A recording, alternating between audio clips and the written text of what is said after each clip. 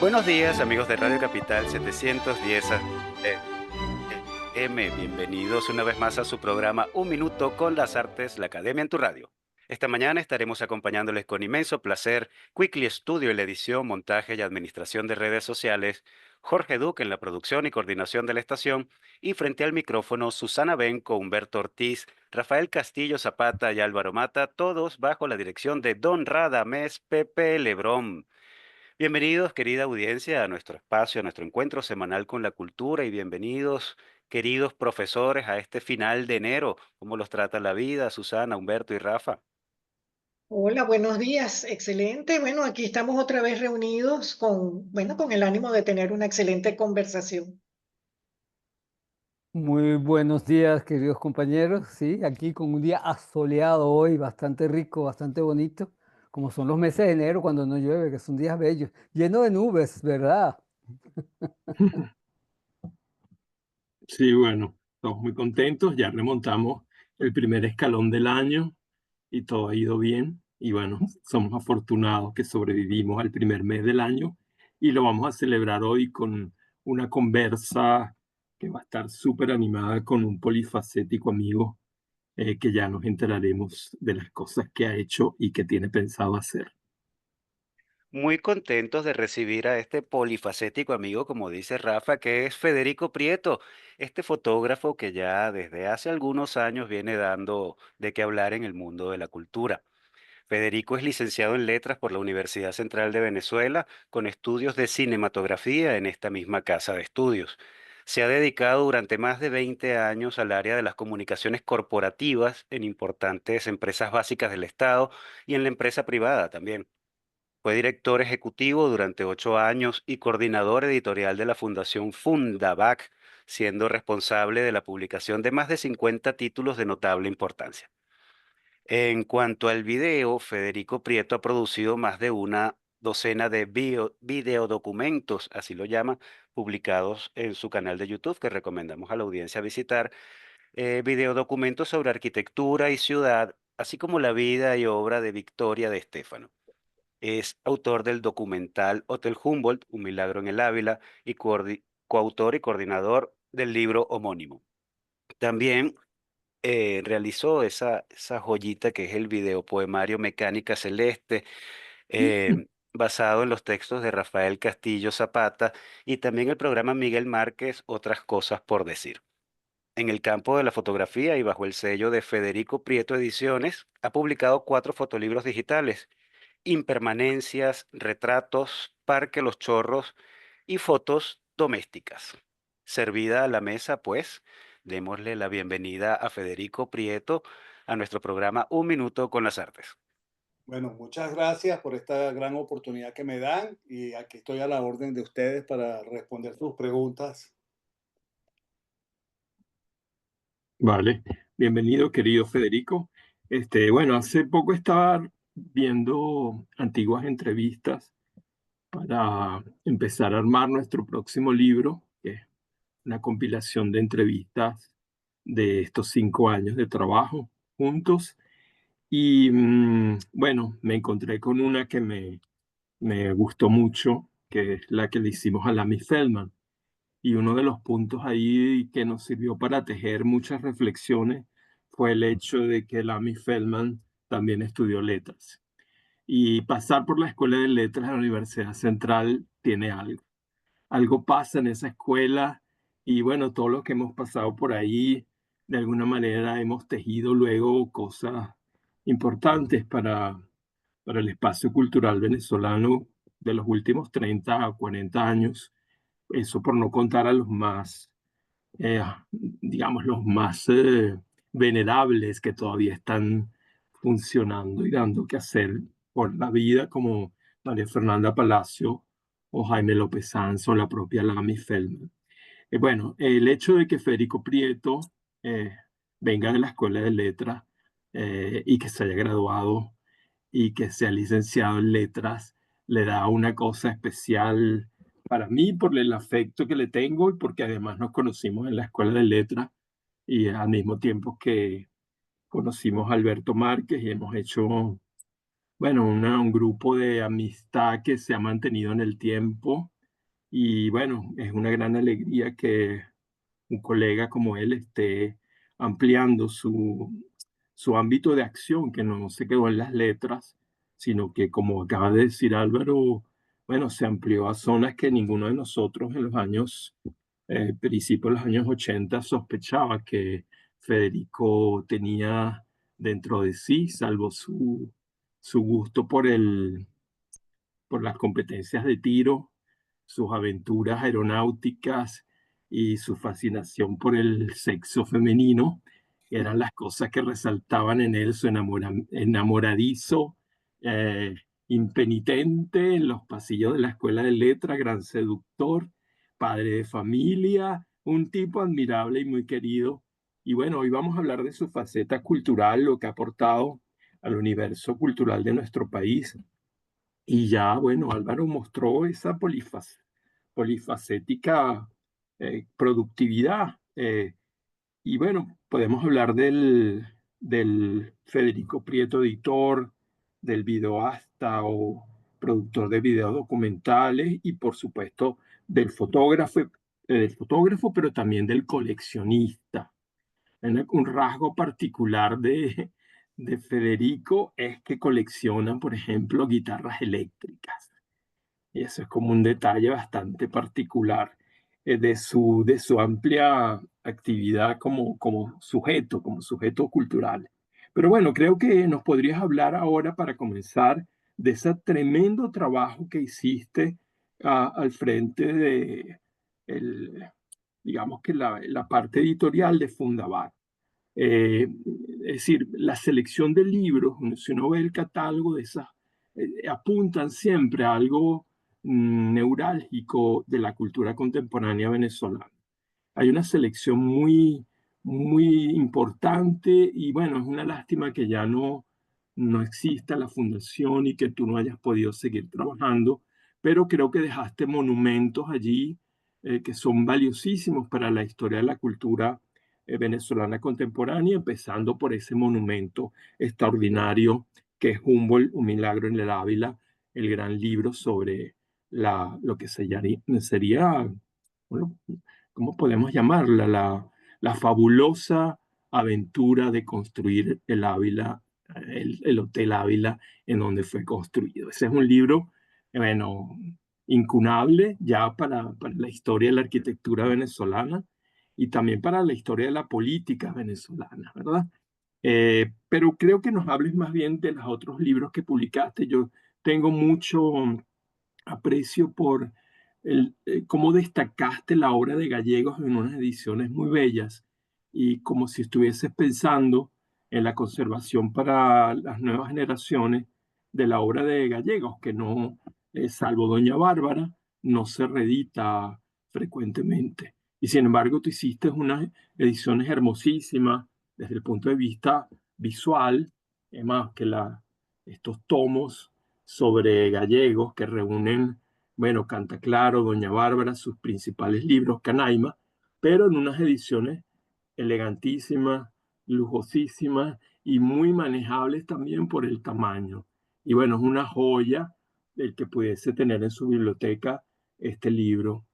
Y bueno, háblanos un poquito de tu pasión por la literatura venezolana, por Gallegos en particular, que tú estás muy vinculado también a la región de Guayana y publicaste un Canaima suelto, también muy hermoso, ¿verdad? Bueno, cuéntanos un poco de esa relación con la literatura venezolana, con Gallegos en particular y con Guayana. ¿Cómo vincula esas experiencias? Bueno, vamos a tratar de responder lo mejor posible. Ciertamente en una reunión que tuvimos en Margarita, en un festival de esos que manejaba Antonio López Ortega, en una cena, hablando de qué podíamos nosotros editar próximamente el año siguiente, ¿no? Que fuera de importancia para el país. Llegamos a la conclusión, porque fue algo colegiado, donde estaba Filippo Bagnoni, estaba Joaquín Marta Sosa y yo, que éramos los tres que estábamos allí, junto con Antonio López Ortega, Diomedes Cordero y Filippo Bagnoni.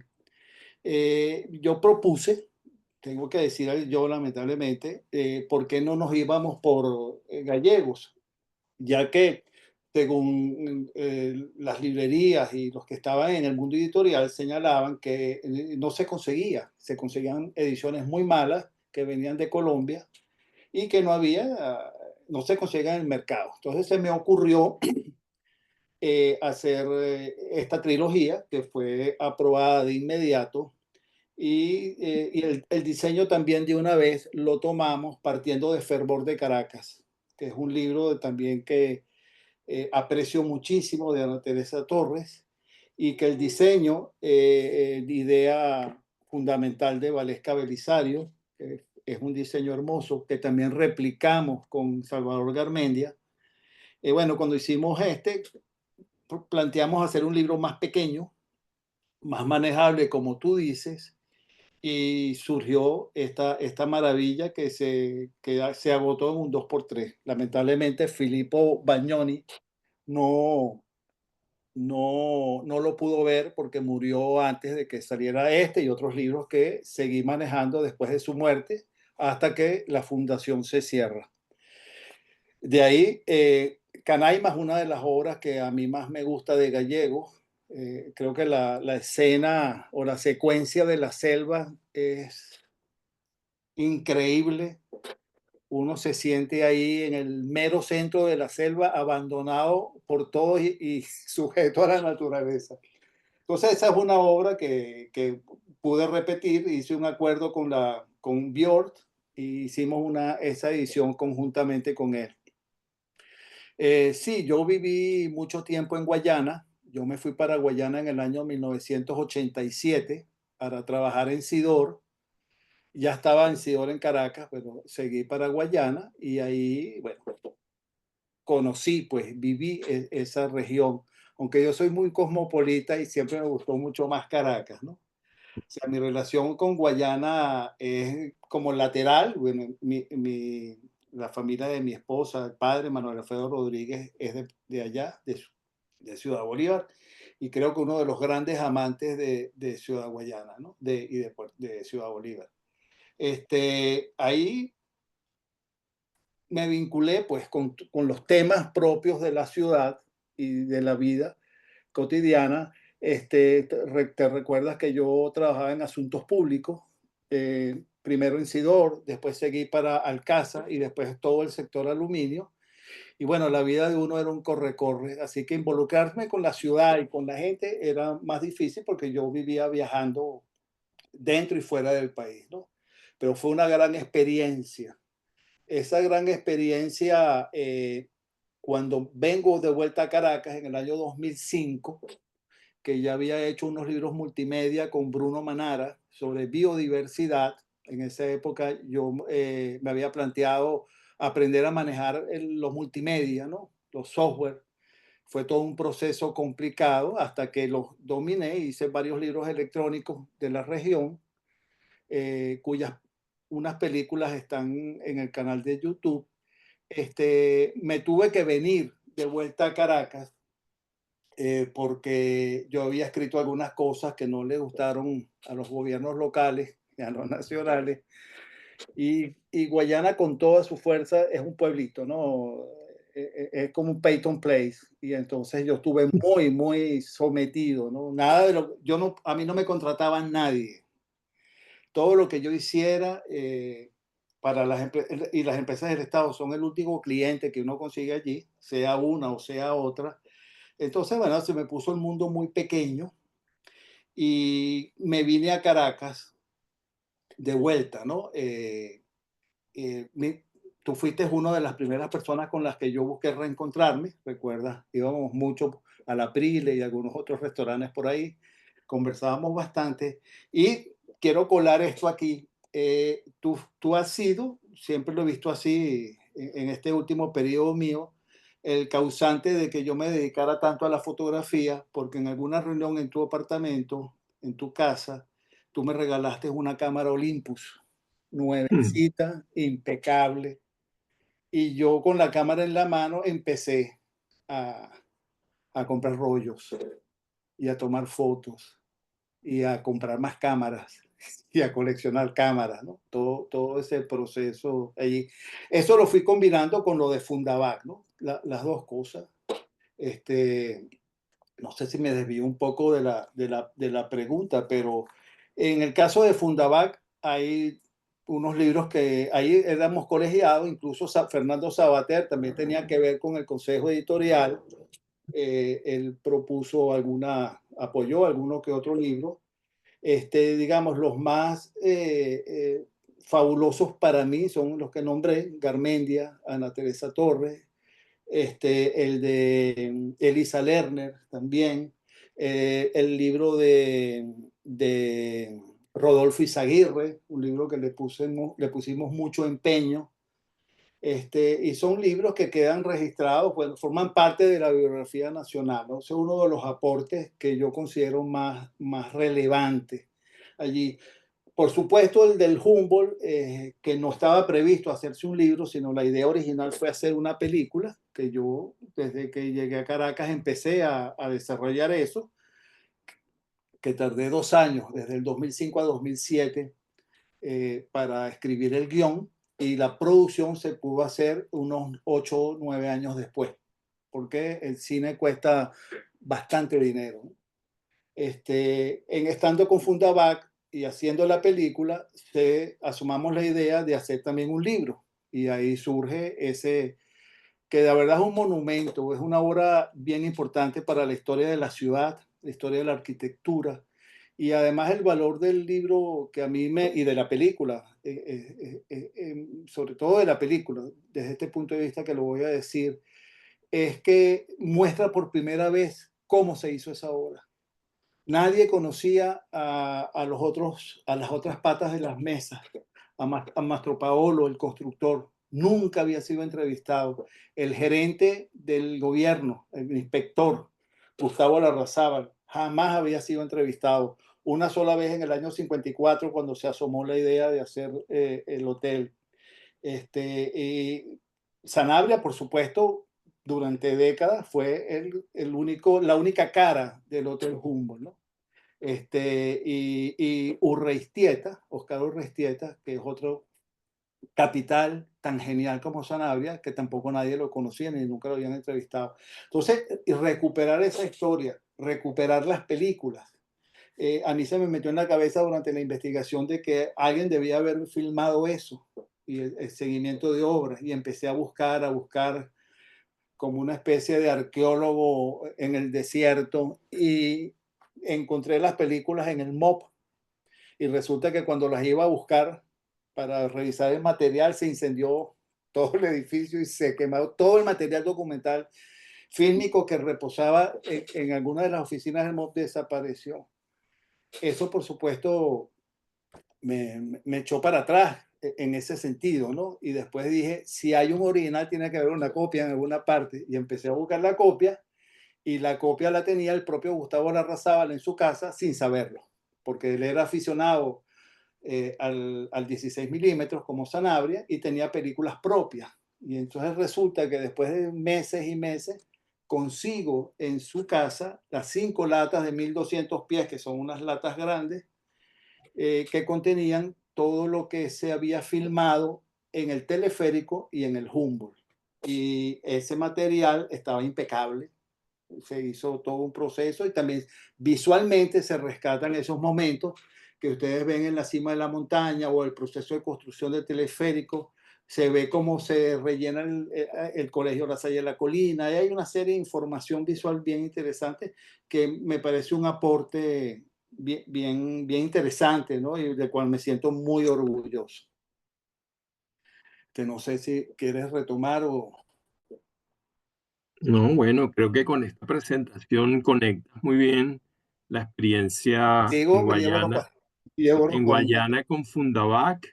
Y bueno, de alguna manera ves como el hilo que conecta a tu trabajo empresarial tiene también esa ramificación bellísima en el trabajo cultural. Entonces, como un empresario o alguien ligado a la empresa pública y privada puede también generar en el campo cultural cosas muy importantes para la vida del país. Y bueno, eso es Déjame una palomita ahí. sí, En claro. ese sentido, había una tradición importante en la CBG de los años 60, 70, 80 y 90, de mucha producción cultural, desde las diferentes empresas, Edelca, Ferrominero Orinoco, Alcasa, Benalumba, Usilum. Todos los años producían algún trabajo, algún libro o patrocinaban algún libro que era de gran aporte para la ciudad. No me recuerdo los títulos, pero hay una buena cantidad de obras que se hicieron en esas décadas. O sea, había eso, estaba eso en el alma de esas empresas. Sí, quizás habría que explorar eso, que podría ser una tradición también en las últimas décadas de la vida política nacional, la implicación que las instituciones del Estado tuvieron con el campo editorial, la cantidad de libros importantes que se editaron bajo el sello del Ministerio de Relaciones Exteriores o de Corporación de Guayana y tantas otras. Es decir, había como un aparato cultural que se manifestó a través de la edición de libros muy importantes, incluso la Municipalidad de Caracas, la propia existencia de Fundarte en principio fue algo muy ligado al trabajo del Estado como agente cultural. Eso es quizás una historia que está por escribir. Sí. Y bueno, de pronto la vas a escribir tú mismo. En cualquier caso, ya es la hora de que nuestros queridos compañeros intervengan, porque si no me robo la entrevista como me acusarán después de usurpador Como del solemos tiempo. calumniarte. Exactamente. Vamos antes de intervenir a hacer una pausa musical. Vamos a escuchar la canción Missing, original de Everything But the Girl, pero esta vez escucharemos un cover con Morgan James, los compromisos comerciales de la emisora, y continuamos nuestra conversación con Federico Prieto. Ya regresamos.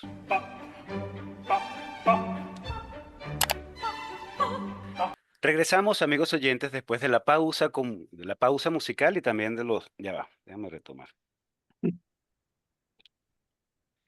Regresamos, amigos oyentes, después de la pausa musical y también de los compromisos comerciales de la emisora y retomamos nuestra conversación con Federico Prieto. Rafa, ¿quedó algún cabo suelto del segmento pasado?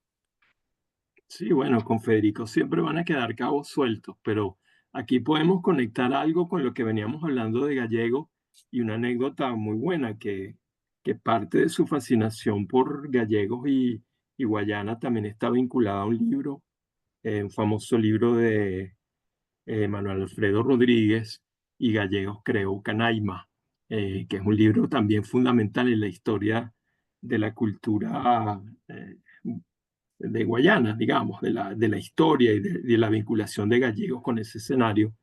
Y hay un elemento importante allí que a mí me sirvió mucho también para escribir sobre Gallegos, que es la libreta de apuntes que Gallegos llevó en su viaje a Canaima cuando estaba tomando notas para escribir la novela. Y es un libro una libretica como pequeña, de bolsillo, muy linda, donde también están dibujos que hacía Gallegos de objetos de la zona, ¿no? Como, qué sé yo, un pilón, o cualquier elemento que le parecía importante para crear la atmósfera de la novela, y ese es un librito maravilloso que Federico acaba de recordar ahora. Entonces, no sé, háblanos un poquito, no tanto de la libretica famosa que Gustavo Guerrero también le sacó mucho partido en la edición para archivos de Canaima, que es esas ediciones críticas, ¿verdad? Que buscaron como las fuentes del libro y allá aparece ese cuaderno reseñado. Pero háblanos del vínculo entonces con Sí, y Canaima y Gallegos creó Canaima y tu canaimismo. así es algo que me pareció fantástico. Yo asistía a Manuel Alfredo en la investigación y en todos los materiales, toda la cantidad de libros y todo lo que había por allí sobre Gallego, yo veía que decía que en enero del 31 Gallego se fue a Guayana, donde tomó los apuntes para hacer Canaima, y en abril se autoexilió y se fue a España, donde escribió Canaima. Todas las fuentes decían lo mismo, no decían una palabra más, una palabra menos. Fue en el 31 en enero para Guayana y en abril se fue para España. Entonces yo decía, ¿y qué hizo en el lapso que estuvo en Guayana? Entonces, bueno, le dije a Manuel Alfredo que yo iba a investigar eso. Y me dijo, vale, échale pichón. Entonces, pero al día siguiente me dijo, si nadie ha conseguido nada sobre eso, ¿qué vas a hacer tú? ¿Para qué vas a perder el tiempo en esa cosa? Y era tan razonable que lo abandoné. Hasta el día siguiente que lo volví a retomar y me fui para la Mucubají. Y entonces se me ocurrió buscar los periódicos de la época. Entonces pregunté qué periódicos había en el año 31 y me salió El Luchador. Y empecé a buscar El Luchador y para hacer el cuento largo corto, estaba todo el periplo de Gallego recogido en la prensa, la bienvenida, los sancochos que le hicieron, a dónde lo llevaron, quién lo acompañó, el avión que salió de Maracay, que él se fue de Maracay en un avión de la TECOER, de la línea aeropostal francesa, todos los detalles eso. Y se los entregué a Manuel Alfredo. Manuel Alfredo no lo podía creer. Y después se usó, Juan Liscano también lo usó después ese material. Y bueno, fue una cosa de que cuando uno busca, encuentra, dice el dicho por ahí. Eso me pareció como haber encontrado un tesoro, ¿no? Me pareció fascinante. Eso Qué era bueno, lo que quería comentar. buenísimo. Bueno, amigos, Bueno, entrar. Susana, empieza. Lo que pasa es que tal vez me voy hacia otro lado. No sé No, si... Bueno, lo mío es como para conversar nada más, para Dale, seguir la dale, conversación. dale, Sí, después voy yo. a ver si me voy Sí. para lo otro de todos modos. Hay algo que lo quería comentar del principio, que a mí me llamó mucho la atención de la película sobre el Hotel Humboldt, que hablas del registro y de la construcción, de todo, el registro político. Hay algo que me llamó mucho la atención porque también estaba viendo tus fotografías al mismo tiempo, que son las tomas donde salía Marco Pérez Jiménez caminando, subiendo por el Ávila con su corte detrás. A mí, Dios mío, pero ¿esto qué es, no? Como una recepción de esa caminata. Y claro, como yo venía viendo toda tu fotografía, hay algo que en tu fotografía es como muy claro, que es esa relación naturaleza-humanidad, la relación de las construcciones artificiales de las ciudades y la naturaleza y la relación con eso, y constantemente estás como tocando ese tema, por llamarlo de alguna manera. En fotos cotidianas es evidente lo que haces en fotos cotidianas, como la naturaleza americana aparece en todas esas construcciones tan claramente americanas, y después te lanzas con las fotos al Parque de los Chorros, que eso es pura naturaleza, ¿no? Con pequeña, el banquito, los caminitos, hay como una mezcla ahí de, de particularidades en tu trabajo, que yo no me quiero meter tanto en eso, pero sí me llama la atención. Me llamó Pérez Jiménez la atención por eso, que yo estaba pensando en esto y, ay, mira, Pérez Jiménez caminando por el Ávila, y me llamó la atención. Pero sí quería preguntarte algo que creo que es muy evidente, hacerte la pregunta a ti, es ese trabajo tan particular que tienes con el color y con el blanco y negro, y tocando los mismos temas además. Entonces que tocas ahí algo sí, algo muy sutil. En las fotos de fotografía cotidiana, el color es evidente, la naturaleza y la hermosura de la naturaleza es muy presente, ¿no? Y después en los chorros, donde la naturaleza uno piensa que me va a aparecer te dedicas al blanco y negro y a los juegos, supongo que con la luz que entra, los juegos de los manchones blancos que tienen algunas fotografías, que- pero ahí tocas algo que no está en naturaleza y es como una presencia anímica. Es la sensación que a mí me dio. En vez de tocar la naturaleza y retratar la naturaleza, en el Parque Los Chorros toca una presencia anímica. Entonces, déjame revisar entonces los retratos y me pone a ver cómo manejas los retratos, ¿no? Y no sé, eso me llamó mucho la atención y no sé exactamente cómo hacerte la pregunta, pero sí habla como pero esa diferencia entre el color, el blanco y negro, cómo creo, maneja esas sutilezas. creo que sé cómo meterme, ¿no? Déjame decir una cosa. En el año 92 yo estaba en Madrid y estaba tomando fotos. Yo siempre andaba con una cámara, tomaba fotos y tomaba fotos. Y un día en un momento digo, pero si yo, en la Gran Vía, ¿no? Si yo he estado aquí antes y no lo recuerdo. Entonces me dio un susto pensar de que yo había estado en Madrid y no lo recordara. Y resulta que rápidamente me di cuenta que eso era la Avenida Urdaneta, de alguna manera. Y ahí me di cuenta de que yo retrataba edificios. Y yo decía, ¿por qué yo retrato edificios? Y ese fue un primer periodo, eso hace tiempo. Con el Parque Los Chorros fue una prueba que yo quería hacer trabajando con larga exposición y en blanco y negro. Y además con un hecho muy particular, estar en el Parque de los Chorros a las 5:30 de la mañana, donde no hay nadie. Porque la primera vez que yo fui, después que volví a Caracas, fui al parque y eso era un estruendo de niños corriendo, brincando, entonces no se podía apreciar nada. Entonces dije, lo voy a hacer en la madrugada. Entonces, claro, yo eso no lo he analizado, ¿no? Pero me llama mucho la atención esa relación que puede haber en unas fotos que son hasta medio abstractas, dramáticas, expresionistas, si se quiere, con el trabajo mío, porque muchos fotógrafos o muchos estudiosos de la fotografía han dicho que en las fotos, en los retratos o en los paisajes está el fotógrafo. Aparece también el fotógrafo de alguna manera, ¿no? Claro, eso no lo sé, lo tengo en mente, pero no sé cómo funciona en mi caso. Yo no me he puesto a revisar. A mí, todo el trabajo que yo recomencé a hacer después que Rafael me regaló la cámara y que me metió en ese torbellino en el que sigo, yo disparaba, como era film, disparaba blanco y negro, pero también disparaba color. Yo compré diapositivas, el nombre de la película y yo la compraba fuera rusa, ucraniana, alemana, yo probaba todo. Entonces, uno siempre trabaja el color. Además, los referentes que están al lado de uno trabajan en blanco y negro. Entonces, me decían, ¿por qué tú no disparas en blanco y negro, no haces en blanco y negro cuando entro en el mundo digital? Porque, ¿sabes? En el mundo digital la foto sale a color, pero todos las llevamos a blanco y negro. ¿Por qué? Porque blanco y negro es la tendencia dominante en la foto de arte, o en la foto culta, o en la foto de fotógrafos profesionales que no son comerciales. Entonces, eso a mí me llamó la atención, pero lo dejé de lado.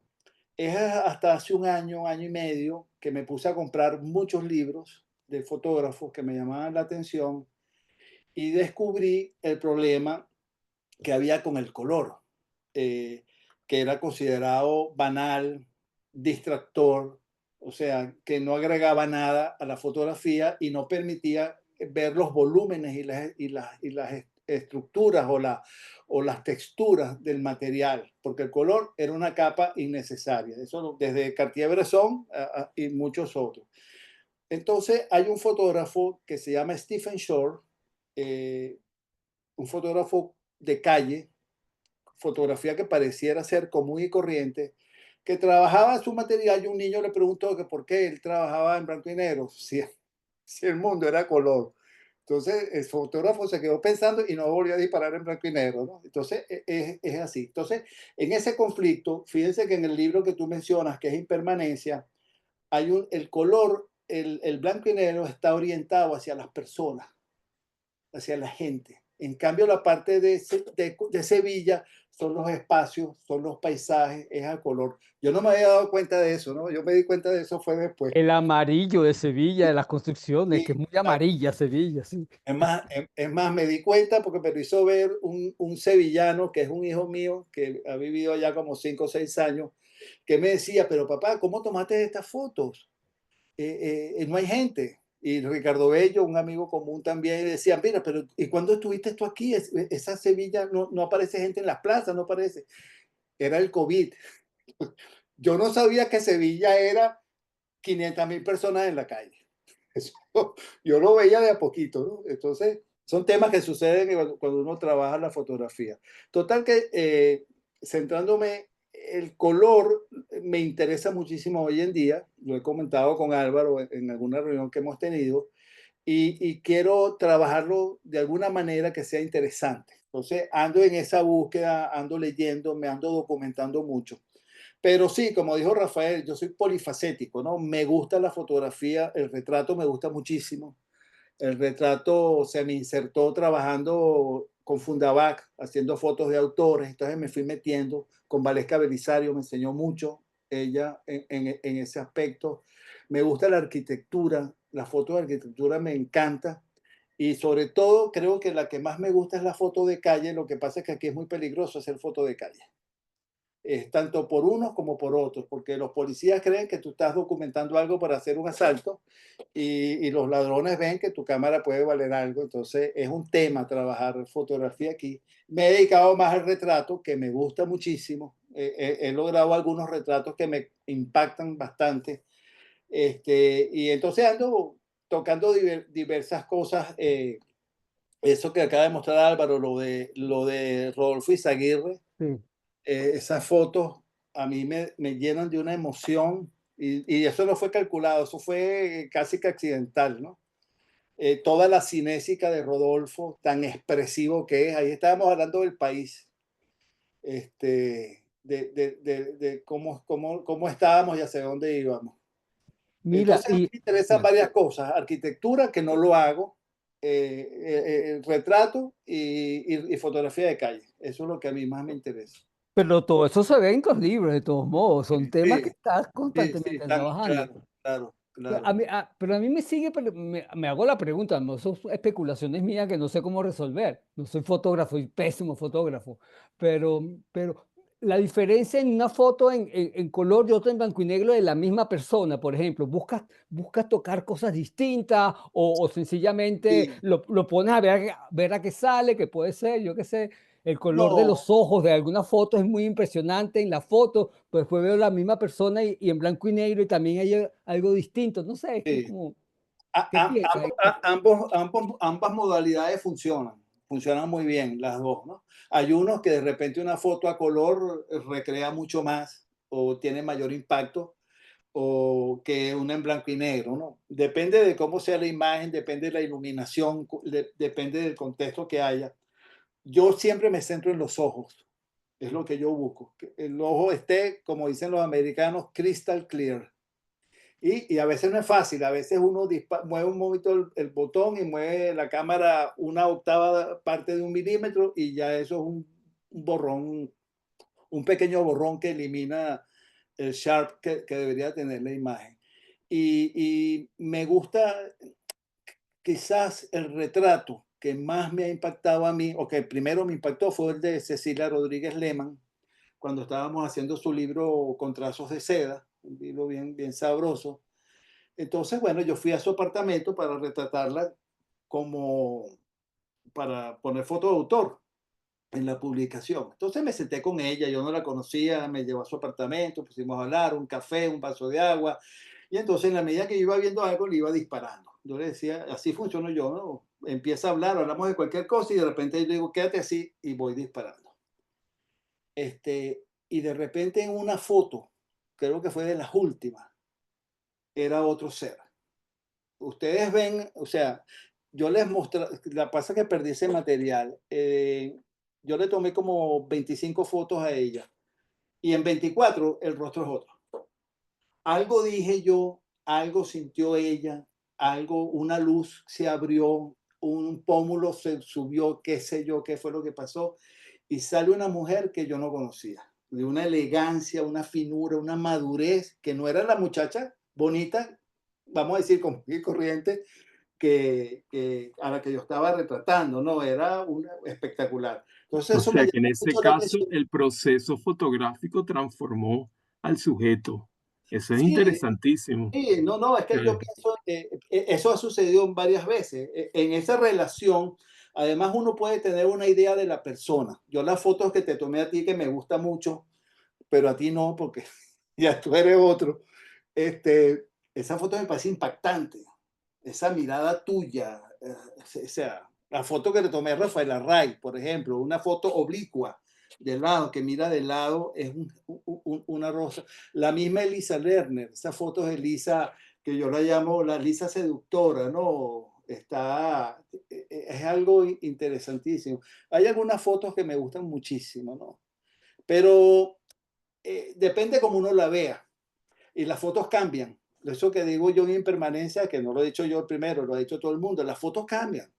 esa foto no permanece. Tú la ves 2 años después y dices, oye, ¿cómo yo aparté esta foto y no le tomé en consideración? O esa mirada, que lo digo también, amable, linda, ahora es como un cuestionamiento cuando la sientes. Uno va dialogando de muchas formas con el material fotográfico, ¿no? Pero sí, ese punto me interesa mucho en la relación del proceso fotográfico, del retrato. Puede haber algo que genere, que aparezca. Lo dijo muy bien, yo no lo puedo repetir porque no tengo memoria para eso. Lo dijo muy bien Faydan Amins en el prólogo de Retratos, de cómo la persona, uno de repente, el retratado, de repente ve algo que quedó registrado que jamás se imaginó que tenía, que podía ser así, que podía verse así. Entonces, eso es lo que me gusta del retrato, ¿no? Dentro, saben que yo soy autodidacta, ¿no? Yo no he hecho, lamentablemente, no pasé por ningún taller ni nada por el estilo. Pero sí, me interesa de todo. Al final, no estoy 100% definido, no sé si eso es bueno o malo. Bueno, que he cerrado la brecha, ¿no? Ya entre el retrato y la calle y el paisaje voy cerrando la brecha. Antes me gustaban mucho los paisajes tipo Ansel Adams, esas montañas, esos árboles, esos bosques, este, bien interesante. Hay un fotógrafo venezolano que yo no conozco que se llama José Joaquín Castro, creo que tiene unos paisajes impecables. Este, Vamos a abrir más la brecha otra vez, Federico, porque le falta una pata a la mesa que es la literatura o la poesía, y yo quiero que hablemos de esos videos tuyos vinculados con esto. Ya hablamos que eres egresado de la Escuela de Letras y que bueno, que cojeas de esa pata también lo sabemos por lo que hemos conversado esta mañana. Esos tres videos que son una maravilla. Yo tengo debilidad por Mecánica Celeste, el trabajo que hiciste a partir del poemario de Rafael, porque ahí logras casar, y eso es muy difícil, imagen poética con imagen cinematográfica y música. Y los tres elementos ahí fluyen perfectamente y eso siempre, eso es algo muy difícil de lograr. Aparte de eso, tenemos los dos testimonios que son oro en polvo con Victoria de Estefano. Esas conversaciones son tan ellas que de verdad tú apuntas por allí con esa humildad característica, son materiales para algún, digamos, algún proyecto mayor que alguien quiera hacer. No, ya ahí está el proyecto mayor, es ella gracias. hablando cotidianamente. Y también tenemos el más reciente de 2023 de Miguel Márquez, otras cosas por decir. Entonces, bueno, decía Oliverio Girondo que lo mejor de la poesía son los amigos y yo creo que en tu caso se comprueba al escoger estos tres escritores para llevarlos a la pantalla. Eh, ¿cómo es eso? ¿Cómo es ese trabajo para llevar la palabra a la imagen? Y pienso específicamente en Mecánica Celeste. ¿Cómo casar esos dos discursos que son digamos, tan individuales? Pensando, vuelvo en estos trabajos que te mencioné. Sí, el de Mecánica Celeste, que me gusta mucho y que la mayoría de la gente común que lo ve dice que el poeta escribió a partir de las nubes, que las nubes fueron el modelo para que el poeta escribiera su texto, cosa que no es verdad. Y la música, bueno, igual, ¿no? Parece que la música hubiera sido hecho para eso. Es un trabajo conjunto de Rafael y mío, ¿no? Hace muchos años, creo que lo trabajamos en, parte de la idea la manejamos en Santa Paula, no fue en casa de mi mamá, creo yo. No, lo recuerdo, no es que lo recuerde muy vago, sino que no estoy seguro. Ese, para mí fue como un ejercicio de, vamos a decir pedantemente, modificar una realidad usando unas imágenes y una música, o reforzar esa realidad como uno lo quiera ver, ¿no? Entonces, fue un trabajo, bueno, el texto estaba a la mano, un buen texto que me gustaba mucho, tenía una longitud adecuada como para uno meterse a explorar. Y entonces, yo no sé si la idea de las nubes fue tuya, Rafael, o la puse yo, esto no lo tengo, no lo tengo claro. Pero entonces yo había tenido una experiencia recién en el Humboldt tratando de filmar el Valle de Caracas y eso con una cámara que fue como imposible porque cada vez que prendía la cámara, prendía los discos, prendía todo el soporte, el enfriador y en puta se tapaba el Valle de Caracas, entonces se me consumían las baterías, volvía a desconectar y así. Entonces hice unos time lapse con las nubes y eso por alguna razón se vinculó con el texto de Rafael Castillo y yo fui mezclando, lo fui trabajando, acompañándolo y entonces hice el tema con las nubes en la versión final, que es la que conocemos, porque la otra se presentó en Banesco, ¿no fue?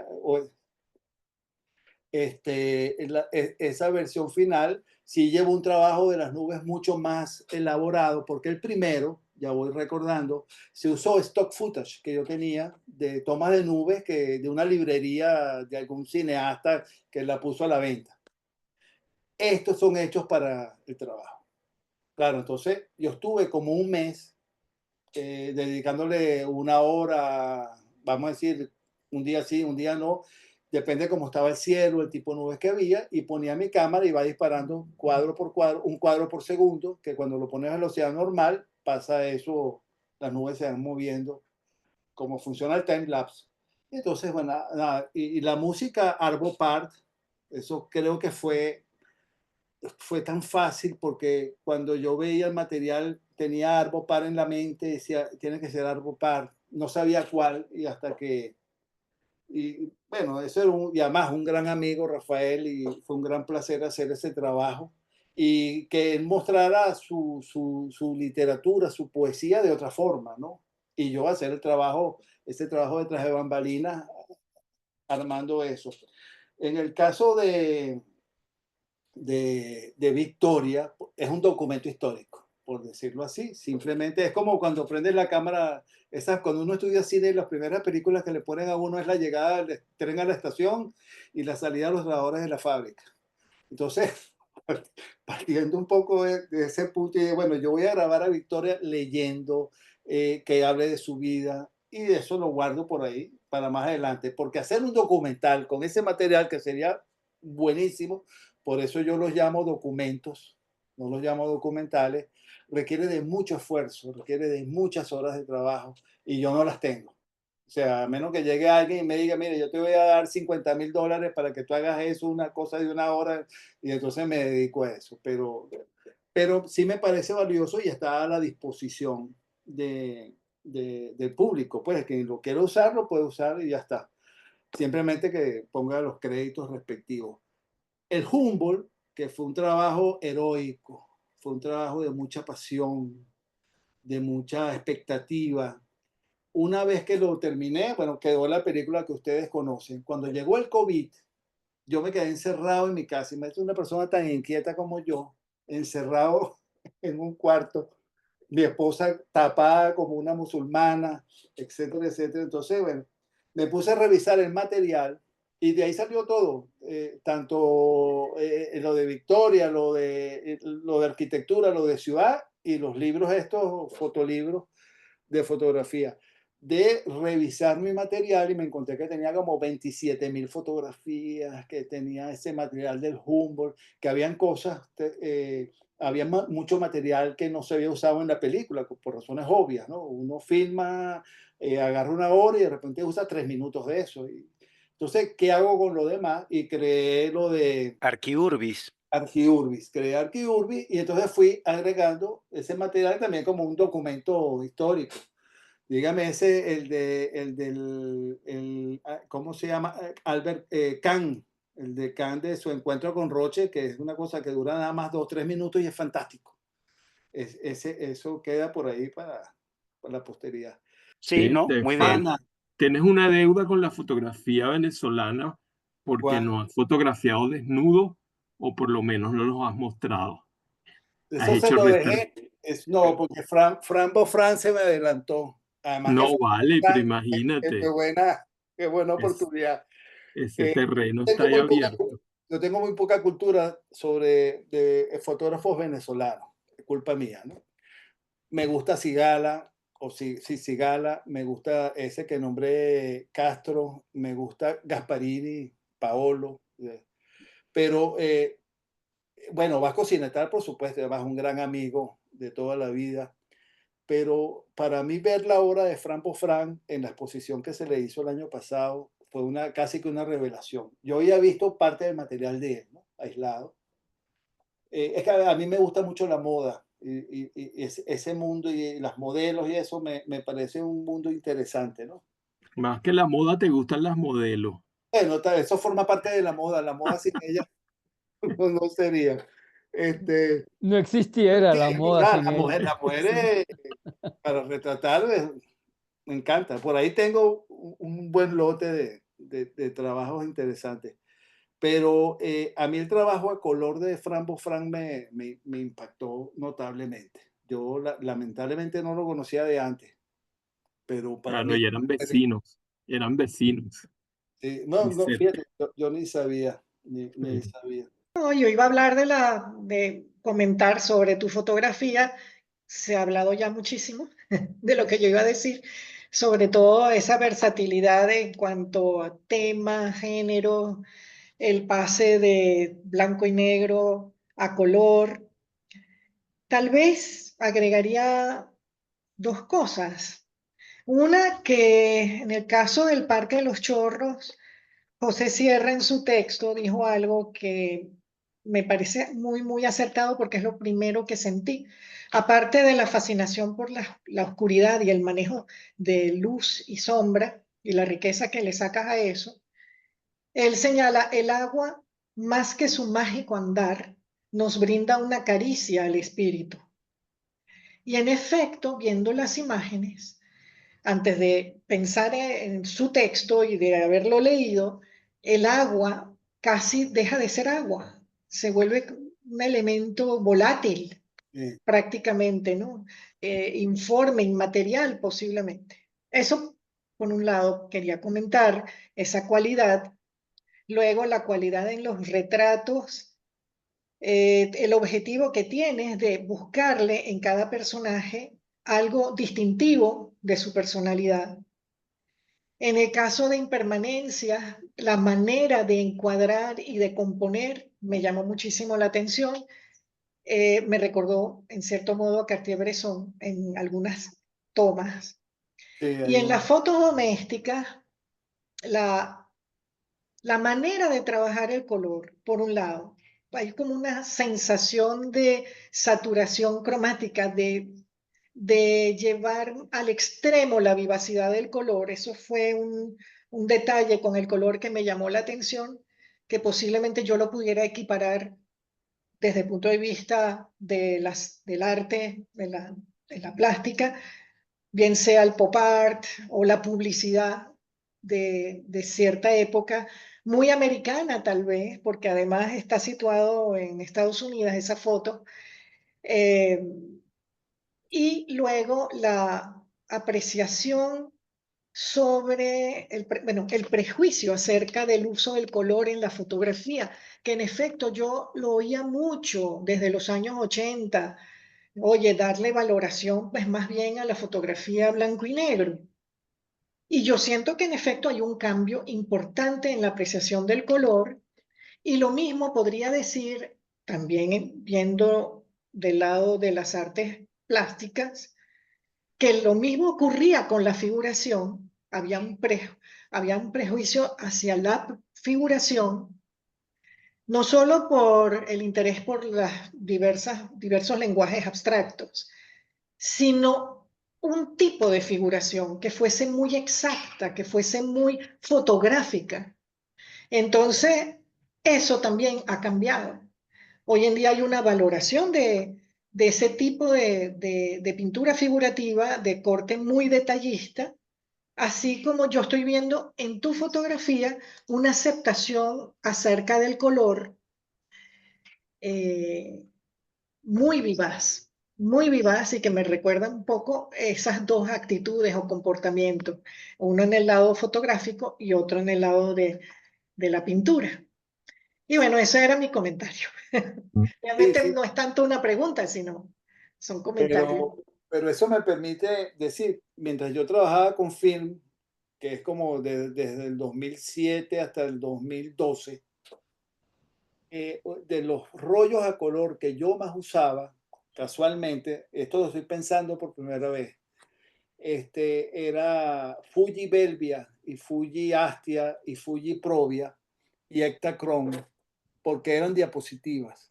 Y más que lo que no sabía es que revelar la diapositiva era muy difícil y entonces mucho material me lo dañaron a quienes le di para que me lo revelaran. Pero el punto es el siguiente, la diapositiva genera mucha saturación. Eso. Entonces, vamos a decir, a partir de lo que tú dices, a lo mejor me fui formando un poco en eso, viendo el material que yo, además, tomaba fotos en la Riviera Italiana, en lugares fantásticos, en Marsella, en lugares llenos de colorido, y entonces ese film saturaba muchísimo al material, ¿no? Y me gusta. También me gusta lo contrario. Me gustan los colores pálidos, viejos, pasteles. Por eso quiero hacer algo algún día, ¿no? Pero yo tengo mucho movimiento. Con el tema del color, ese prejuicio que existe todavía, porque es una discusión que sigue planteada. Hay gente que rechaza, más la primera exposición a color que se hizo en el Museo de Arte Contemporáneo en Estados Unidos fue de 1960 y pico. Y después hubo otra en el 1970. Y había ese tema del color, que el color distrae, que el color impide ver las texturas, que el color impide ver las formas, que el color engaña. Imagínate tú. Entonces, yo me puse a leer y a leer todos los fotógrafos de color que yo he estado revisando, tratando de aprender algo allí, tienen más o menos ese tema, han pasado por esa discusión. Nadie dice, no que no lo digan, pero yo no lo he leído todavía, nadie dice algo como esto, que el problema del color también se origina en que, por un lado, el blanco y negro viene desde finales del siglo XIX, desde del siglo XIX, y se instala, el color aparece ya formalmente en el año 30 y pico. Y las películas a color que aparecen en el año 30 y pico, era la Kodachrome, era de una sensibilidad muy baja, muy baja. ASA 12, y las que nosotros conocimos era ASA 64, ASA 24, o sea, películas que requieren de mucha luz para hacer, para impresión, registrar la imagen, ¿no? Y entonces, para colmo, el revelado de ese material era muy exigente. No lo podía hacer el fotógrafo en su laboratorio. Entonces, ¿cómo no despreciar lo que no puedo trabajar?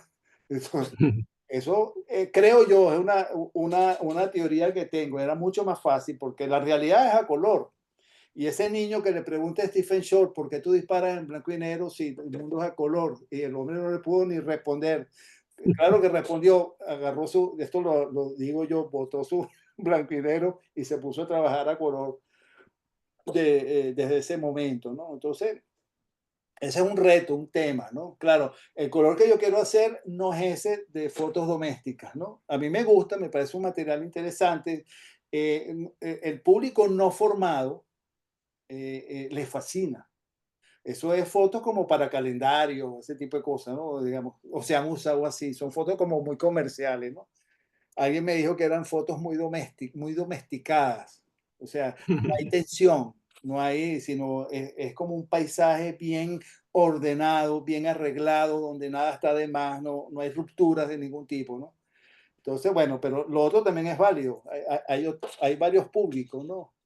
Pero me interesa el público culto es el que me interesa a mí. Obviamente, ¿no? Y a ese lo voy a buscar, ¿no? Pero es un reto. Pero es interesante, ¿no? El color es más complicado ¿cómo se llama? Revelar. Entonces, por eso la gente se acostumbró. Muy bien, Federico querido, a nosotros se nos ha acabado el tiempo esta mañana. Qué gusto haber conversado contigo, Rafa, parte 2 de este programa. Seguramente, muchos hilos sueltos. Bueno, muchas gracias, Susana, Álvaro, Humberto y Rafael por esta gran oportunidad que me han dado para hablar sobre lo que he estado haciendo en fotografía y lo que he hecho en video y en la parte editorial. Y bueno, ya saben que estoy siempre a la orden para cualquier otra cosa que deseen. Y nuevamente los felicito por este extraordinario programa que está súper consolidado. La verdad que los admiro por lo que están haciendo y hacen trabajos de mucha calidad.